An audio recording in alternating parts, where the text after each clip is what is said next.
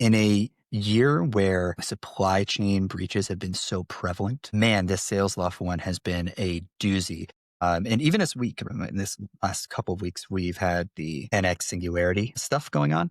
We've also had the NPM stuff going on as well yesterday at this point. But man, this Salesloft one is just so insidious, a little different. And today we're going to talk a whole lot about the Salesloft breach, what it means, how you can go about detecting it, not just from the victim side of this house, but if you were Salesloft, like what are some things you should be thinking about as well?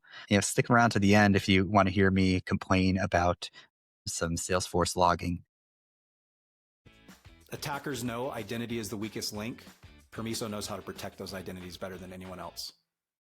All right. Thank you for joining us for the first inaugural pilot episode of the Permiso Security Podcast. My name's Ian. I'm the CTO over at Permiso, and I'm going to talk to you guys again about this big Salesloft breach. And like always, I feel like Theo doing my Excalibur style presentation. So that's where we're going to start today. So first, let's do a big recap of the entire incident. So first thing that we all learned was Salesforce, a Salesloft drift, an application for doing customer acquisition with some AI tooling on top of it. We learned that application had been compromised. OAuth tokens for hundreds of their users had been stolen, and those OAuth tokens were being used to connect into Salesforce, where the attacker was able to export a whole bunch of data and then mine that data for more credentials, particularly focusing around credentials for Snowflake and AWS and other cloud resources. So that's what we learned initially. And then as the week went on, we got to get a little bit more detail, not just about what happened on the victim side, but also what happened, I guess, on the initial victim side, which was Salesloft themselves. So a couple of things that I think are worth pointing out on the OAuth client victim portion of this is a per user token, meaning like if you signed up for Salesloft Drift as an organization, you would not be doing like an organization level integration with Salesforce. It would instead be each of your sales folks who uses that application would integrate in with Salesforce. So that OAuth token ends up essentially getting the permissions of the person who is doing that integration, that person who's using that integration. So if that's your Salesforce admin, that's maybe a different level than if it's just somebody who has minor access into Salesforce. One of the other things that's also great to notice or good to notice on this is at first we heard only about the Salesforce side of this. And that's where most people put their investigative efforts into. Well, it turns out, man, OAuth tokens for other integrations from Salesloft Drift were also taken, with Google Workspace maybe being the other one that most people are aware of. But there's dozens of other integrations that could also have had this activity. The other thing to note here on the victim side is this credential harvesting that was occurring. It wasn't the attacker searching Salesforce for, say, AKA, right? They weren't searching Salesforce for that. What they were instead doing is exporting all the data out of Salesforce and then locally on their own attacker infrastructure, then running, Trufflehog and other utilities against it to mine out credentials from mostly the case data in Salesforce. And again, like a big focus on trying to get to other cloud and SaaS resources like Snowflake and AWS that you see up here. Cool. All right. So let's talk a little bit more about the infrastructure compromise of Salesloft themselves. So at a high level here, what we learned from Salesloft's notice of Mandiant's reporting is you have Salesloft GitHub was compromised first. The attacker was then able to download a bunch of repos, add their own guest user, GitHub, that they were able to pivot into AWS, or at least that's what they allude to. This is likely from this repo download, right? So if you're downloading a bunch of repos, oftentimes credentials are just sitting there ready to be taken. I wouldn't be surprised if there was a long-lived access key sitting there, or maybe some other type of token available to get into the AWS environment. Once in the AWS environment, then the attacker was able to steal all the OAuth tokens for anybody who was using Salesloft Drift, specifically because they were in the Salesloft Drift AWS environment. let's look at the notice from Salesloft and Mandiant about this. I tried to highlight a couple things that I thought were pretty important in here. So first is, what's the original compromise into Salesloft? When did that occur? According to the investigation from Mandiant, March through June of 2025. And if you're keeping track like I am, August is when we see first use of the stolen OAuth tokens. So that tells me from sometime in June all the way into August, there's a big gap of activity that I imagine the attacker was doing some other stuff, and maybe we'll learn about it. Maybe we won't, based on the investigation. But big gap of activity there. Threat actor accessed GitHub and was able to download content. When I see download content, that means cloning repos, downloading repos as an archive, different log events associated with each of those things. But essentially, an attacker was able to download, grab some source code. Again, likely. Adding a guest user was also an interesting phrase to use here, because if you're familiar with GitHub, often what you're doing as an organization is you get a new hire. The new hire maybe goes and creates a GitHub account, or they have their own personal GitHub account already, and you add them into your GitHub organization. That's typically how that would work. I imagine that's what happened here, right? The attacker added a GitHub account into their organization as a guest user. And then establishing workflows, that to me means GitHub Actions in some way. Which part were the GitHub Actions being used for? Unsure. Maybe it was for generating. Maybe there's a GitHub action for pushing a build to AWS. Does that GitHub action have the ability to see some creds? Maybe that's a way of getting over there. But GitHub Actions, when I see established workflows. Let's see what else I thought was important here. The AWS environment portion itself. So the threat actor was able to get access to Drift's AWS environment. Again, like, how did that happen? Likely some creds collected here on the GitHub side were used to get into that AWS environment. And then the attacker was able to take some tokens. OAuth tokens, apparently all OAuth tokens for the Drift users. So when I see OAuth tokens being taken from AWS, I think likely they were stored either in Secrets Manager or in SSM. Secrets Manager, probably more likely, but maybe not. And every time I'm looking at something like this, right, I come from a detection and an IR background. And so my mind goes to, I should be watching for Secrets Manager harvesting. If I'm a Salesloft, I should be looking for parameter harvesting from SSM and the like other places that you could be grabbing. And in fact, these are techniques that we see a lot of threat actors use. In fact, the group we call Lucre 3, that other folks refer to as UNC 3944 or a Scatter Spider, they do this all the time. They love extracting every secret they can from Secrets Manager and like things. Terraform Vault, it doesn't really matter to them what you use. They're just going to take it from there. So that's your connection between GitHub to AWS for original compromise. And then from AWS is where we start seeing that connection into, or I guess stealing those tokens to then be used against our victims on the OAuth side. All right. So that's a lot already. Let's do a quick recap of the public timeline so we can all really appreciate the duration of this event, but also the scale of it. So again, March through June, that's when GitHub gets compromised for Salesloft and AWS, and all the OAuth tokens are stolen. Now, from June to August, big gap. Don't know what happened there. I'd be really interested to find out. Maybe Mandiant will learn more in their investigations and be able to share it. That would be awesome. August 8th, that's the earliest public known evidence of attacker activity at Salesloft clients, right? So using those auth tokens to connect into Salesforce instances. August 8th is the earliest. August 18th is the latest that was seen. On the 20th, that is when Salesloft discloses the incident to everywhere. They revoke all their tokens and victim notifications go out from the various organizations that are involved. So Salesloft, Salesforce, and Mandiant as well. On the 26th, we get an excellent blog post from the Mandiant folks where they share some of the TTPs that they were seeing and give some general guidance. And one of the things they really highlighted here was that the focus of the attacker was obtaining even more credentials. And that tells you how valuable credentials are in a situation where you already have access into hundreds of organizations' Salesforce data, which is pretty sensitive data. What are the attackers trying to get? More credentials to get to even more places, credential sprawl.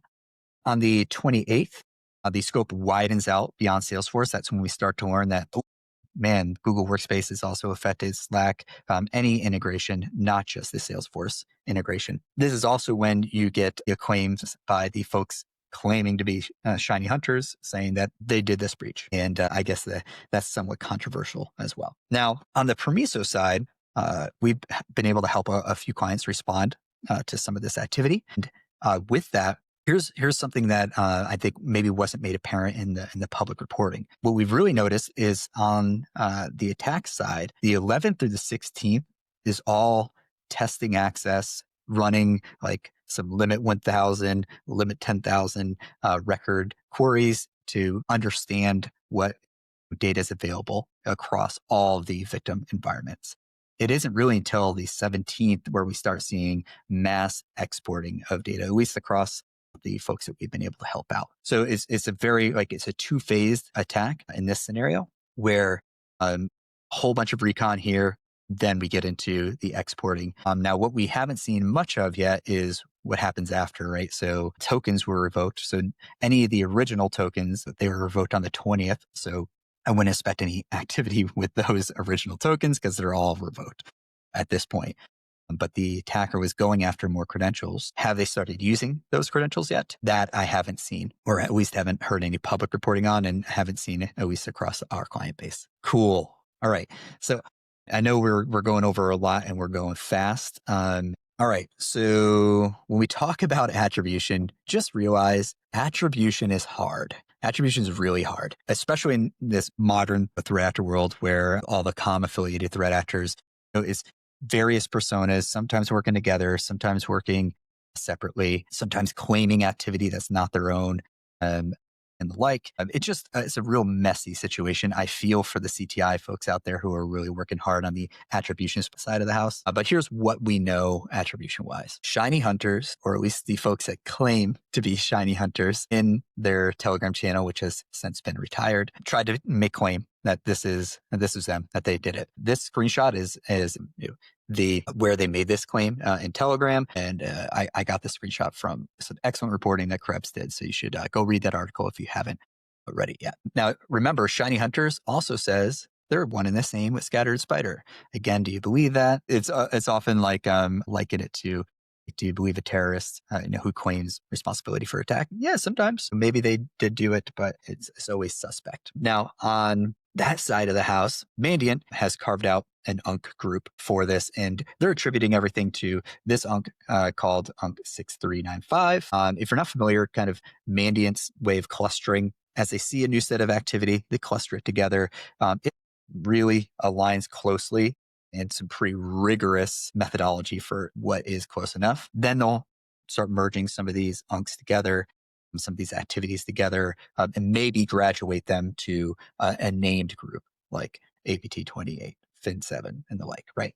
But what Mandiant's saying is, hey, we're classing everything under UNC 6395 right now, and every claim that the Shiny Hunters crew here is making, it's all based on public information.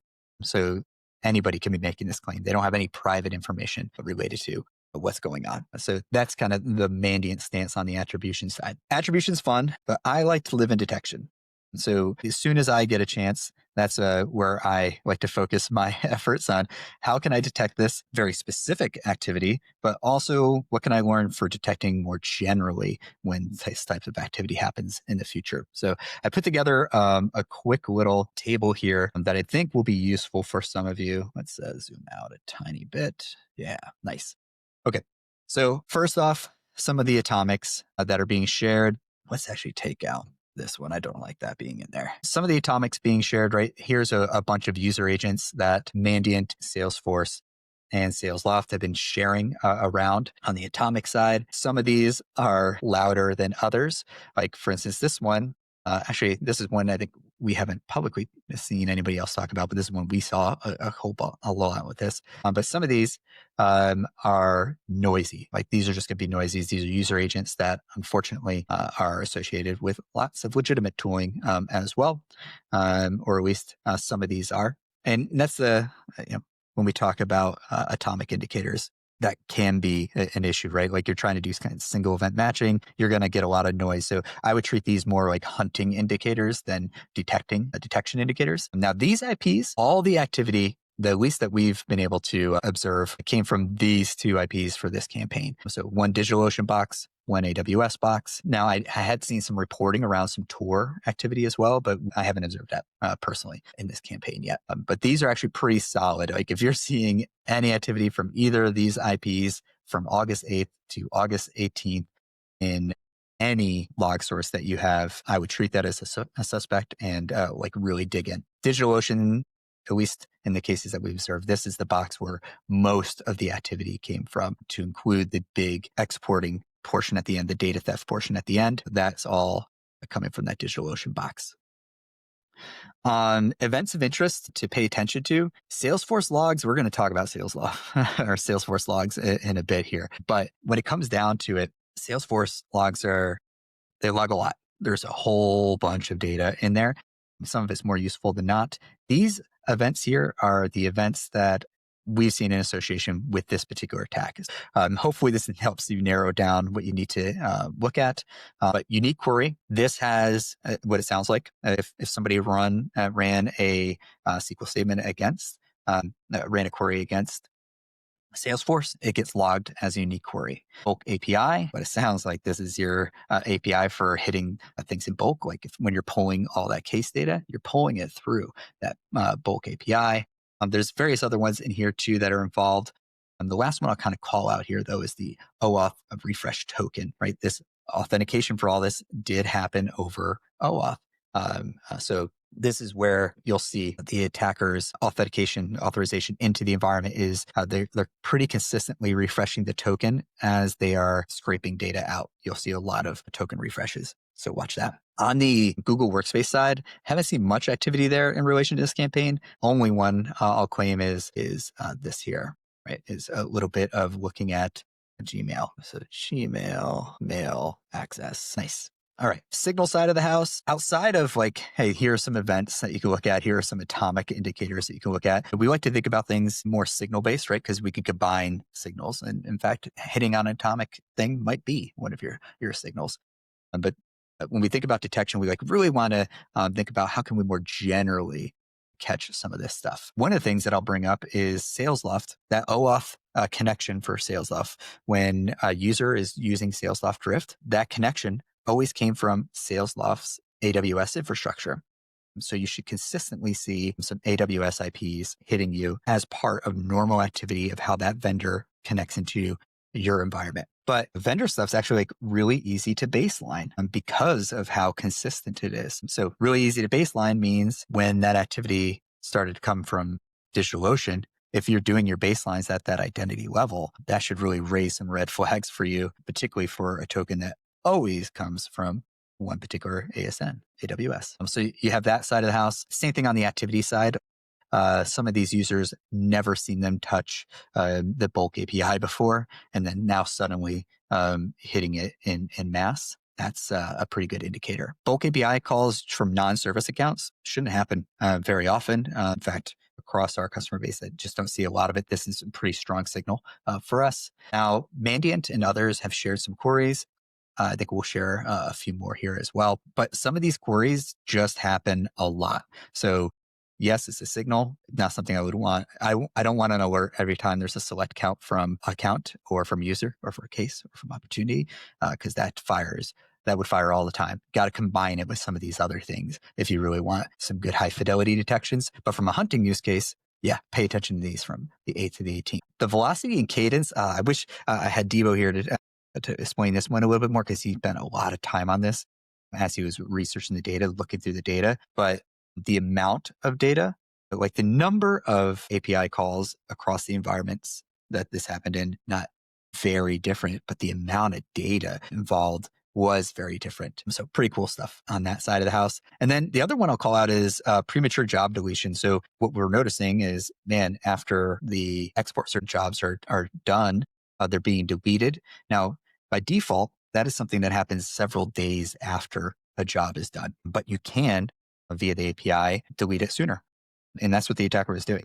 So like premature job deletes, I don't see that too often either. So that was a pretty fun one to see. Mandiant shared some other queries as well, which I have here that you should be paying attention to. One of the reasons that we brought this one up here, particularly is where that says equals true. Sometimes these queries are parameterized in logs. So sometimes that'll just be bracket X bracket, right? So just know that you might have to kind of fuzzy match on some of these if you're looking for them in your own environment. All right. Man, this has been interesting, but all this detection stuff kind of relies on one thing, which brings me to like the rant portion of this, which is Salesforce logging. One, I should first say like good thing that they have logs and they do have logging available. Not every SaaS platform is that way. So that puts them like one step up than maybe your normal SaaS vendor. But boy, do we have a lot of issues with their logs. And we'll talk about the logging quality at a certain point here. But first, I want to just talk about the accessibility, the availability of these logs. Because it's too often that I think we're starting to see this where you just have to pay exorbitant fees to have basic security logging enabled. So let's talk about that. So Salesforce kind of has 3 tiers of logging. And I know there's like some side packages too, but I'm just going to call out the major 3. So your tier 1, your default, your free logging gives you login history and access to the setup audit trail. So you're like your major configuration items. Tier 2 monitoring, which costs you 10% of your net spend with Salesforce, is where you get everything you actually need outside of login history. Like this is all that if you wanted to be able to detect that this was occurring, that this Salesloft breach was occurring in your environment, you would not be able to do this effectively without tier 2 event monitoring logging enabled. So that's what this is here. And you'll see like this is where you get your searches monitoring, reporting, bulk API, all your REST API stuff. Like all that is in your 10% of net spend in event monitoring. And just to give you an idea, like some of the organizations that we work with, they spend millions of dollars in Salesforce. So we're talking hundreds of thousands of dollars just to enable some logging, some basic logging, like not crazy logging, some basic logging here. Now, if you have tons of money to waste, and then maybe you go Salesforce Shield, which gets you for 30% of your net spend, it gives you a little bit extra. To include platform encryption, maybe worth it, maybe not. But man, I'll tell you, like this tier 2 one really gets me. I feel like this should be collapsed into that free tier. There may be some set of logging that is too verbose, right? It's causing a cost to Salesforce. Great. Carve that out into like data plane style, like AWS does. Like have your cloud trail and then have your data plane side. But right now, too much of the useful stuff requires you to deal with 10% of your net spend to gain access to it. Now, on the logging quality side, I got some problems here too. And again, they're not the worst. I want to be clear, like Salesforce is not the worst here. They have logs. Not every organization, not every SaaS platform even has logs. But man, they're not making it easy for us detection folks. And I want to be a little lazier than I am. I don't want to have to normalize everything before I grab it, like especially coming from the same source. But let's talk about my major gripes. One, every event should carry the access information with it, right? So if somebody runs that, right, let's do that unique query one as an example. When you look at the unique query event, it doesn't carry IP information. It doesn't carry user agent information. Its field names are different than other events within even the same construct. We have like these common problems there. And when we look across all their logs, you get some other issues too. Like that inconsistent field naming is, I guess, ironically consistent. Sometimes it'll be for the user agent, it'll be a field called user agent. Sometimes it'll be a field called HTTP_browser. Sometimes just browser. Sometimes different capitalizations of that. It just feels very unorganized, which makes it really hard when you're trying to write your detection for looking for one of those user agents that Mandiant shared. Really hard in Salesforce to do that because of the way they are so inconsistent. Drop on top of that, long delays on most of the logs. Again, data seem to be available right away, but some of the event monitoring logs take a while to hit the system. And then you get some weird things like, I threw one example up here, like user agent 9999, right? That is like their way of having an unknown user agent. To just say unknown.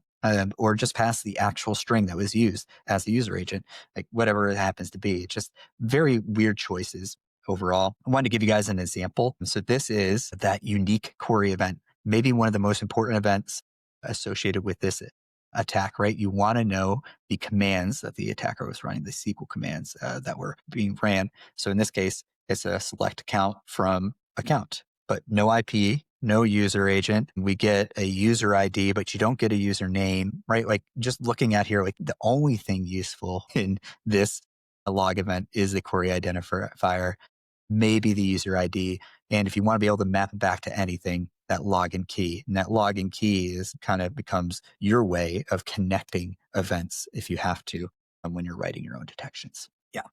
Big pain. To make this a little bit easier for you, we've released a tool called Cloud Grappler a long time ago. Debo, a few days ago, I guess 4 days ago now, made a quick update for it to look for the indicators associated with this attack, mostly focused around the atomic indicators, not some of the more signal-based ones. These are just kind of like the easier ones to look for. If you have your logs sitting in AWS or sitting in, like if you have an S3 or a storage blob, like any location like that, Cloud Grappler, you just point at that log source, it'll go and look for these indicators. So hopefully that's useful on your side. So go check that out. I may also at some point just release this quick tool that I was using for simulating the attack. Basically, it just connects into Salesforce with whatever authentication you have available to you, whether that be a bearer token, direct username and password, OAuth, whatever options you have available to you. It'll connect in. It'll run a count like the attacker was doing, and then it will also export all the case, account, user, contact, and opportunity objects. Again, very much in style with what the attacker was doing. But at the end of it, I didn't include it in the screenshot. But at the end of this job, this tool will then export via the REST API all of the event logs for, by default, the last 7 days that you can then grep through these indicators for as well if you wanted to. So let me know if you're interested in this. I'll get it released. But at the moment, I was just using it for some internal testing for our Permiso clients. Just realized we got you covered. Got a bunch of rules related to Salesforce stuff. This is just a sampling of some of the ones that we've tagged with this particular threat group. And hey, when something like this happens, you get nowhere, and this is kind of what it looks like here, right? Here we go. We're using the same unique query event here. This is from me simulating the attack a little bit earlier. So you can see me running that select all from case as part of like the larger set of actions that occurred. And just for the purpose of emulation, I did it from DigitalOcean like the attacker did. Cool. All right, man, I am sorry for taking up so much time from everyone on this one, but I think this is an important incident for everyone to understand. It has the supply chain aspect of it, but it also lets you really think modern organizations, what you need to be thinking about from an NHI stance, right? Like when we talk about machine identities, non-human identity attacks, I think this will be the poster child for it for quite some time, because it's likely one of the few NHI attacks that is all NHI from start to finish. Oftentimes these start on human and work their way into non-human identities.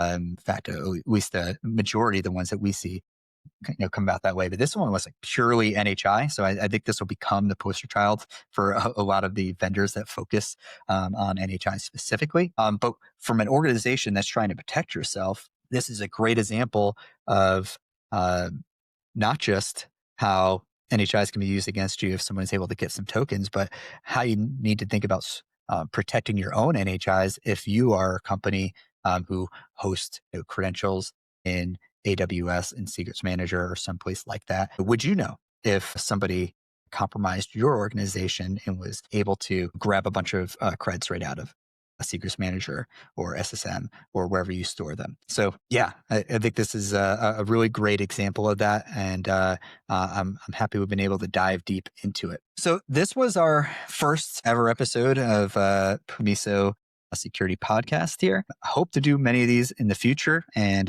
probably get some other folks on here as well, so you don't have to look at my ugly mug all the time. But let us know what you think. Follow us in all the places that you're supposed to follow. Reach out to me if you have any feedback as well. You can find me on LinkedIn, on X, and all the places. And thanks for watching this episode.